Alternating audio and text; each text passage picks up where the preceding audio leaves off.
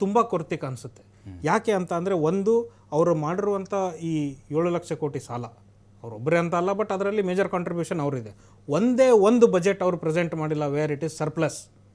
ಆದರೆ ನಾವು ದೆಹಲಿಯಲ್ಲಿ ಸರ್ಕಾರ ನಡೆಸಿದಾಗ ನಮ್ಮ ಭಾಗ್ಯಗಳನ್ನೇ ಅವ್ರೇನು ಇವತ್ತು ಕಾಪಿ ಮಾಡ್ಕೊಂಡು ಇಲ್ಲಿ ನಡೆಸ್ತಾ ಇದ್ದಾರೆ, ಅದನ್ನು ನಡೆಸೋಕ್ಕಾಗ್ತಾ ಇಲ್ಲ ಅವರಿಗೆ. ಬಟ್ ಅದೇ ಭಾಗ್ಯಗಳನ್ನು ನಾವು ಜನರಿಗೆ ಅಲ್ಲಿ ಕೊಟ್ಟು ಅದನ್ನು ಸಂಪೂರ್ಣವಾಗಿ ಜನರಿಗೆ ತಲುಪುವಂತೆ ಮಾಡೂ ನಾವು ಸರ್ಪ್ಲಸ್ ಬಜೆಟ್ನ ದೆಹಲಿಯಲ್ಲಿ ಪ್ರೆಸೆಂಟ್ ಮಾಡಿದ್ದೀವಿ. ಇವತ್ತಿನವರೆಗೂ CAG ರಿಪೋರ್ಟಲ್ಲಿ ತೆಗೆದು ನೋಡಿ, the best government that is running financially well ಅಂತ ಹೇಳೋದು ಆಮ್ ಆದ್ಮಿ ಪಾರ್ಟಿಯ ಸರ್ಕಾರ ದೆಹಲಿಯಲ್ಲಿ ಇದ್ದದ್ದು.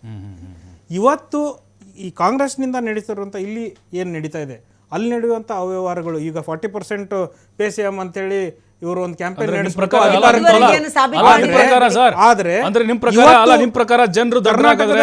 ಯಾವುದೇ ಒಂದು ನೀವು ಬಿಲ್ ಪಾಸ್ ಬಂದಿದೆ, ಜನಾಶೀರ್ವಾದ ಬಂದಿದೆ, ಮೆಜಾರಿಟಿ ಕೊಟ್ಟಿದ್ದಾರೆ, ಜನರು ದಡ್ರ ಕಾಂಗ್ರೆಸ್ ಅಧಿಕಾರಕ್ಕೆ ಬರಲಿಕ್ಕೆ ಅದನ್ನ ಹೇಳ್ತಾ ಇದ್ದೀನಿ.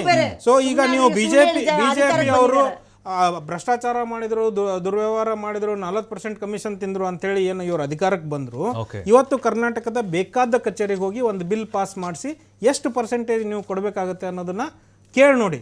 ಯಾವುದೇ ಒಂದು ಕಾಂಟ್ರಾಕ್ಟರ್ಗಳಿಗೆ ಇವತ್ತು ನಾವು ಮಾತಾಡಿಸಿ ನೋಡಿದ್ರೆ, ಸರ್ ಕೆಲಸಗಳು ಆಗ್ತಾ ಇದಾವ, ಬಿಲ್ ಪಾಸ್ ಆಗ್ತಾ ಇದಾವ, ಇವತ್ತು ಕೇಳಿದರೆ ಸರ್ ಕೆಲಸನೇ ಶುರು ಆಗ್ತಾ ಇಲ್ಲ ಅಂತ 40% ಆಮೇಲೆ ಕೊಡೋದು ಬಿಟ್ಬಿಡಿ, ಕೆಲಸಗಳೇ ಬರ್ತಾ ಇಲ್ಲ, ಯಾವುದೇ ಅಭಿವೃದ್ಧಿ ಕಾರ್ಯ ಎಲ್ಲಿ ನಡೀತಾ ಇದೆ? ಒಂದು ಪ್ರಾಜೆಕ್ಟ್ ಇವತ್ತು ಕರ್ನಾಟಕದಲ್ಲಿ ಮೆಜಾರಿಟಿ ಆಗಿ ಇವತ್ತೊಂದು ಪ್ರಾಜೆಕ್ಟ್ ನಡೀತಾ ಇದೆ. ಈ 5 ವರ್ಷ ಸರ್ಕಾರ ಕಾಂಗ್ರೆಸ್ ನಡೆಸ್ತಾ ಇದೆ, ಅದಕ್ಕೆ ಇಷ್ಟೊಂದು ಕೋಟಿ ನಾವು ಖರ್ಚು ಮಾಡಿದೀವಿ. ಪೇಪರ್ ಅಲ್ಲಿ ಸುಮ್ಮನೆ ನೀವು 600 ಕೋಟಿ ಕೊಟ್ಟೆ, 800 ಕೋಟಿ, ಮೈಸೂರಿಗೆ 600 ಕೋಟಿ ಕೊಟ್ಟೆ, ಪ್ಯಾಕೇಜ್ ಕೊಟ್ಟೆ ಅಂತ ಅಂದ್ರು. ಅದರಿಂದ ಏನಾಯ್ತು ಮೈಸೂರಿಗೆ? ನಾವು ಈ ಸ್ಥಿತಿಯಲ್ಲಿ ಇದ್ವಿ ಮೈಸೂರಲ್ಲಿ, ಈ ಕ್ಷೇತ್ರದಲ್ಲಿ. ಈಗ 3 ವರ್ಷ ಆದ್ಮೇಲೆ ಅದು ಈ ಸ್ಥಿತಿಗೆ ಬಂದಿದೆ ಅಂತ ಹೇಳುವಂತ ಏನಾದ್ರು ಒಂದು ಗನಂದಾರಿ ಕೆಲಸ ಯಾರು ಮಾಡಿದ್ದಾರೆ? ಗ್ಯಾರಂಟಿ ಅಂತ ಹೇಳ್ತಾರೆ. ಗ್ಯಾರಂಟಿನೂ 100% ಇಂಪ್ಲಿಮೆಂಟ್ ಆಗಿಲ್ಲ. 200 ಯೂನಿಟ್ ವಿದ್ಯುತ್ ಫ್ರೀ, 200 ಯೂನಿಟ್ ವಿದ್ಯುತ್ ಫ್ರೀ, ಮಾದೇವಪ್ಪ ನಿಮಗೂ ಫ್ರೀ, ಕಾಕಾ ಪಾಟೀಲ್ ನಿಮಗೂ ಫ್ರೀ ಅಂತ ಹೇಳಿದ್ರು. ಸೊ ಕರ್ನಾಟಕದ 40% ಜನರಿಗೆ ಇನ್ನೂ 58 ಯೂನಿಟ್ಗಿಂತ ಮೇಲೆ ಹೋಗಿಲ್ಲ. ಇದನ್ನ ಪ್ರಶ್ನೆನೇ ಮಾಡಿಲ್ಲ ಬಿಜೆಪಿ ಅವ್ರಿಗೆ ಇನ್ನೂ. ಅದು ನನಗೆ ಬೇಜಾರ್ತಕ್ಕಂಥ ವಿಷಯ. 40% ಜನಕ್ಕಿಂತ ಮೇಲೆ 58 ಯೂನಿಟ್ಗೆ ರಿಸ್ಟ್ರಿಕ್ಟ್ ಆಗಿಬಿಟ್ಟಿದ್ದಾರೆ. ಅದು ಇನ್ನೂ ರಿವೈಸ್ಡ್ ಆಗಿಲ್ಲ. 200 ಯೂನಿಟ್ಗೆ ಅದು ಹೋಗೇ ಇಲ್ಲ. ಅದು ಅವ್ರ ಗಮನಕ್ಕೆ ಬಂದಿದೆ ಇಲ್ಲೋ? ನಾವು ಪತ್ರಕರ್ತರಾದವರು ಸುಮಾರು ಸರಿ ಕೇಳಿದ್ರು ಹಾರಿಕೆ ಉತ್ತರ ಕೊಡ್ತಾರೆ. ಈ ವಿಷಯದಲ್ಲಿ ಬಿಜೆಪಿ ಯಾಕೆ ಮೌನ ವಹಿಸಿದೆ ಅಂತ ನನ್ಗೆ ಗೊತ್ತಾಗ್ತದೆ. ನಿಜ, ಉತ್ತಮವಾದಂತ ಸಲಹೆ. ಒಂದು ನಿಮಿಷ. ಎಸ್ ಮೇಡಮ್, ಅಲ್ಲ ಮೇಡಮ್, ಈಗ ಸಲಹೆ ಕೊಡ್ತಾ ಇದಾರೆ ಅಂತಂದ್ರೆ ನೀವ್ ಯಾಕೆ ಆರೋಗ್ಯಕರವಾಗಿ ಹೆಲ್ದಿ ಆಗಿ ತಗೊಳ್ಳಲ್ಲ? ಬಹುಶಃ ಅವರು ಭಾರತೀಯ ಜನತಾ ಪಾರ್ಟಿ ಒಂದು ರಚನಾತ್ಮಕ ವಿರೋಧ ಪಕ್ಷವಾಗಿ ಮಾಡಿರುವ ಪ್ರೊಟೆಸ್ಟ್ಗಳು ನಿಮ್ ಕಣ್ಣಿಗೆ ಕಾಣಿಸ್ತಾ ಯುವಕರಿಗೆ ಸಿಗಬೇಕಾದಂತ ಯುವಕರ ನಿಧಿ ಸಿಗ್ಲಿಲ್ಲ, ಮಹಿಳೆಯರಿಗೆ ಸಿಗಬೇಕಾದಂತ ಆಗ್ತಾ ಇಲ್ಲ ಮೇಡಮ್. ಇವೆಲ್ಲದಕ್ಕೂ ನೀವು ಬಸವರಾಜ ಮರಳಿಹಳ್ಳಿ ಅವರು ನಮ್ಮ ಪ್ರೊಟೆಸ್ಟ್ ಪ್ರತಿನಿತ್ಯ ಆಗ್ತಾ ಇರೋದು ನೀವು ಕಣ್ಣಿಗೆ ಕಾಣಿಸ್ಲಿಲ್ಲ ಅಂತ ಅನ್ಸುತ್ತೆ. ಅದು ಅಲ್ಲದೆ ಮೇಡಮ್, ನನಗೆ ಪ್ರೊಟೆಸ್ಟ್ ಕಾಣಿಸ್ತಿದೆ, ಎಲ್ಲದೂ ಕಾಣಿಸ್ತಿದೆ, ಬಟ್ ಅದ್ರ ಇಂಪ್ಯಾಕ್ಟ್ ಬೇಕಲ್ಲ. ಇಂಪ್ಯಾಕ್ಟ್ ಕಾಣಿಸ್ತಿಲ್ಲ ಅಂತ ಹೇಳ್ತಿರಲ್ಲ. ನಾನು ಅದನ್ನೇ ಹೇಳಿದ್ದು. ನಾವು ನಮ್ಮ ಪ್ರೊಟೆಸ್ಟ್ ಇಲ್ಲ ಅಂದ್ರೆ ಮಾನ್ಯ ಸಿದ್ದರಾಮಯ್ಯವರು 14 ಸೈಟ್ ವಾಪಸ್ ಕೊಡ್ತಾ ಇದ್ರಾ? ವಾಪಸ್ ಕೊಡ್ತಾ ಇರಲಿಲ್ಲ. ವಾಲ್ಮೀಕಿ ನಿಗಮ ದುಡ್ಡು ವಾಪಸ್ ಬರ್ತಾ ಇತ್ತಾ? ಇಲ್ಲ.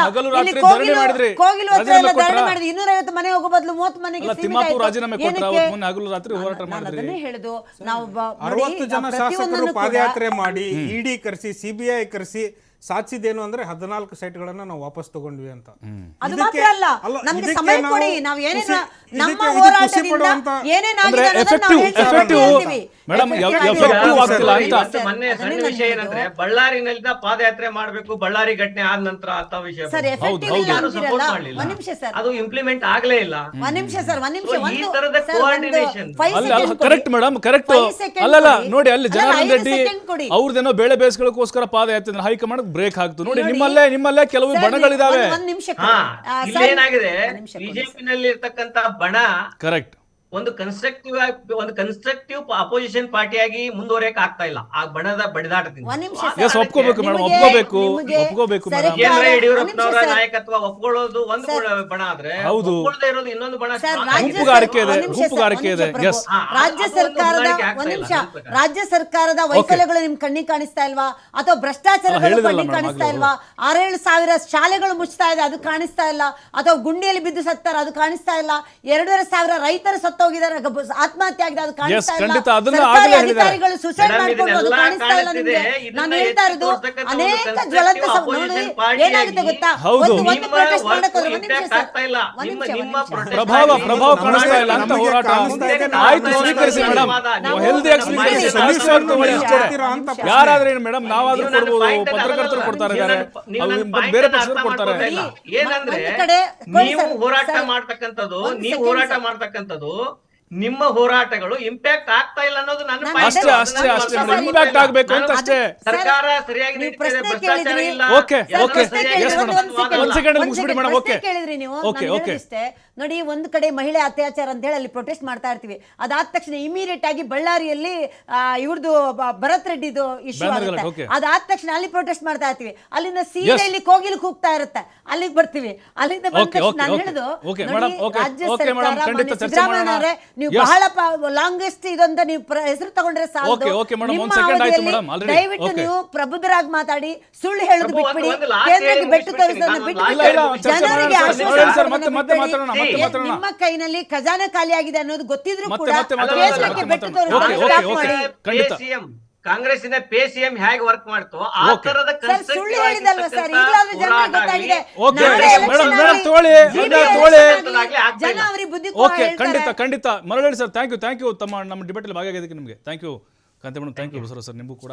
ಕಾದು ನೋಡೋಣ ಮುಂದೇನಾಗುತ್ತೆ ಅಂತೇಳಿ. ಕುರ್ಚಿ ಕಿತ್ತಾಟ ಅಂತರೂ ಕಾಂಗ್ರೆಸ್ನಲ್ಲಿದೆ. ಬಟ್ ಈಗ ಮುಂದಿನ CM ಯಾರು ಅನ್ನುವಂಥ ಪ್ರಶ್ನೆ ಬಂದಾಗ ಸಿದ್ದರಾಮಯ್ಯವರೇ ಮುಂದುವರಿಬಹುದು ಅನ್ನುವಂಥ ಲೆಕ್ಕಾಚಾರಗಳು ಶುರುವಾಗಿದೆ. ಯಾಕಂದರೆ ಹೈಕಮಾಂಡ್ ಸೈಲೆಂಟ್ ಆಗಿದೆ ಅಂದರೆ ಅರ್ಥ ಇವರನ್ನೇ ಮುಂದುವರಿಸುವಂತಹ ಒಂದು ಇಂಗಿತ ಅವ್ರಿಗೂ ಕೂಡ ತಲೆಯಲ್ಲಿರಬಹುದು.